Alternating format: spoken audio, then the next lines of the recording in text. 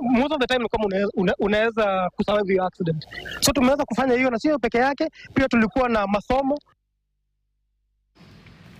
Muungano wa kitaifa wa wafanyikazi wa usalama katika sekta ya kibinafsi umepinga mswada uliopo katika bunge la Seneti wanaopendekeza kuwa waliohitimu kutoka huduma ya kitaifa ya vijana NYS wachukue nafasi za ulinzi wa kampuni binafsi wanaolinda taasisi za umma.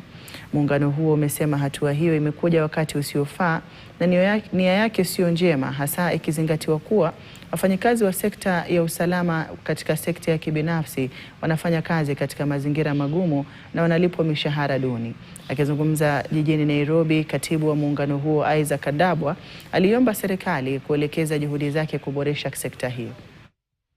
Kutekeleza wajibu wa hii mambo ya sekta, kuhakikisha ya kwamba bawabu wanapata bishara minimum wages, kuhakikisha ya kwamba pahali wanafanya kazi wanafanya katika environment ambao ni sawa, badala ya kuhakikisha ya kwamba bawabu wako kama wafanyakazi wengine wote katika ulimwengu mzima. Remember, if you are not paying minimum wage, it means you are stealing both from the employee and the employer, from the government.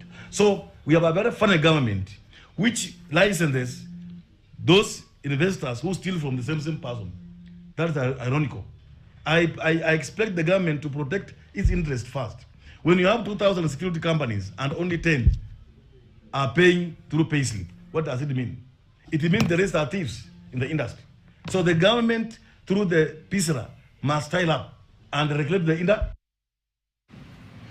Na polisi kutoka eneo la Githunguri, kaunti ya Kiambu